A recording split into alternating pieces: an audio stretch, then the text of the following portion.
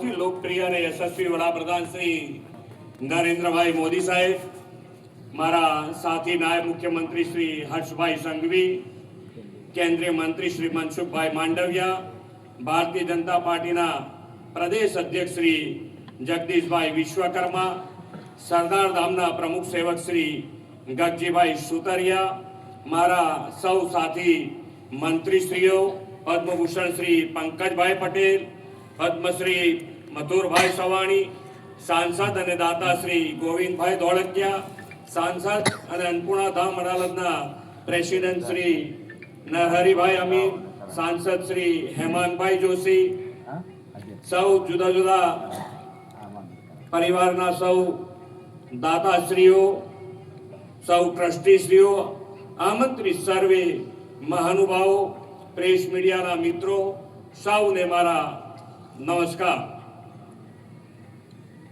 વિશ્વ નેતા અને સૌથી લોકપ્રિય યશસ્વી વડાપ્રધાન શ્રી નરેન્દ્રભાઈ મોદી સાહેબ સમગ્ર દેશ અને દુનિયાની નજર જે રાજ્યની ચૂંટણી પર હતી તે પશ્ચિમ બંગાળમાં વિકાસની રાજનીતિના વિજય વાવટા લહેરાવીને ભવ્ય વિજય પછી પહેલીવાર ગુજરાત પધાર્યા છે. આપણી સ્થાનિક સ્વરાજ્યની સંસ્થાઓની લઈને આસામ અને પોંડિચેરીની વિધાનસભાની ચૂંટણીઓમાં પણ જનતા જનાર્દનના મળેલા પ્રચંડ જન સમર્થનના પ્રેરણા સ્ત્રોત આદરણીય વડાપ્રધાન શ્રી નરેન્દ્રભાઈ મોદી સાહેબનું આપ સૌ વતી સ્વાગત કરીને ખૂબ ખૂબ અભિનંદન પાઠવું છું. એક સમયે સભ્યતા, સંસ્કૃતિ અને જ્ઞાનના ભંડારની વિરાસત ધરાવતા અંગભંગ અને કલિંગમાં દાયકાઓ પછી સૌના સાથ, સૌના વિકાસના મંત્રથી શ્રી મોદી સાહેબના નેતૃત્વમાં બંગાળ હવે સોનાર બાંગ્લા થશે. સરદાર સાહેબે જે એક અને અખંડ ભારતનું નિર્માણ કર્યું છે તેને હવે આદરણીય શ્રી મોદી સાહેબ અપાર જન વિશ્વાસથી એક ભારત શ્રેષ્ઠ ભારત બનાવી રહ્યા છે. સરદાર સાહેબના સપનાના ભારત માટે વિશ્વ નેતાને આપણા યશસ્વી વડાપ્રધાન શ્રી નરેન્દ્રભાઈ મોદી સંકલ્પબદ્ધ છે. સરદાર સાહેબના અખંડ ભારતના નિર્ધારને તેમણે ધારા 370 નાબૂદ કરીને પાર પાડ્યો છે.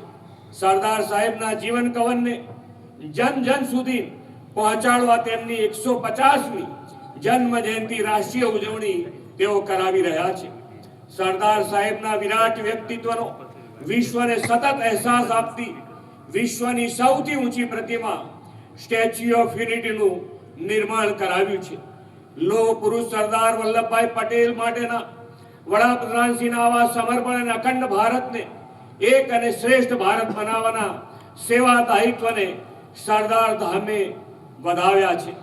આજે આદરણીય વડાપ્રધાનશ્રીનું સૌથી પહેલું સરદાર ગૌરવ રત્ન એવોર્ડથી બહુમાન થયું છે. એ આપણા સૌ માટે ગૌરવની ક્ષણ છે.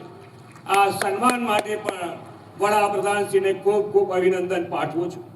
સંસ્કાર અને શિક્ષણની નગરી વડોદરામાં સરદાર ધામના લોકાર્પણ માટે આજે તેઓ આપણી વચ્ચે પધાર્યા છે.